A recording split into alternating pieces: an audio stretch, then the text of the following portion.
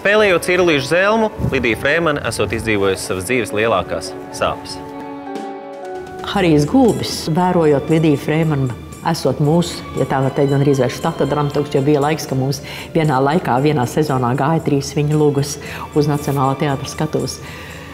To slaveno arī mazliet autobiogrāfisko lugu Cirulīši. Savus mātes tēlu, ko viņš ir iešifrējis Cirulīšu Zelmā, viņš veltīja Lidijai Freimanei, un par šo lomu Lidija Freimane arī teikusi.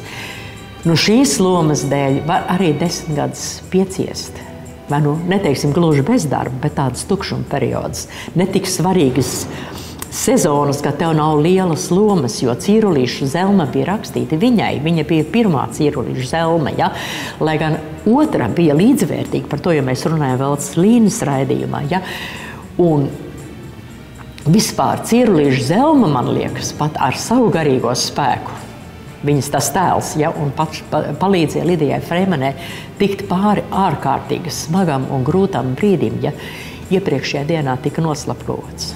Nežēlīgi noslapkots mājas treptelpā viņas vīrs Jāzeps Pasternaks. Ja.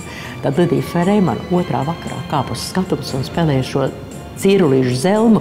Man liekas, bez šīs Cirulīšu Zelmas viņai būtu, un to jau ir meitas arī atzinuši intervijās, ka viņi vienkārši varbūt nebūtu izturējis.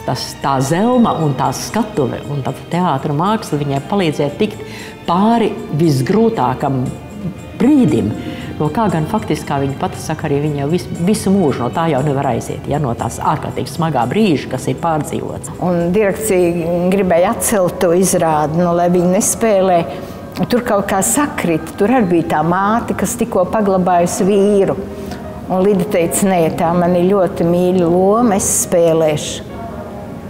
Un tad es redzēju, kā kritiķis saskrēja skatīties, kāda nu viņa būs tajā izrādē.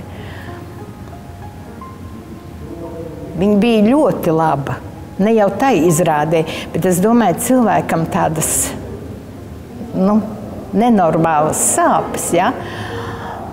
Un blakus cilvēki, kas tā grib redzēt, nu parāda man tās savas sāpes pa īstam, ja?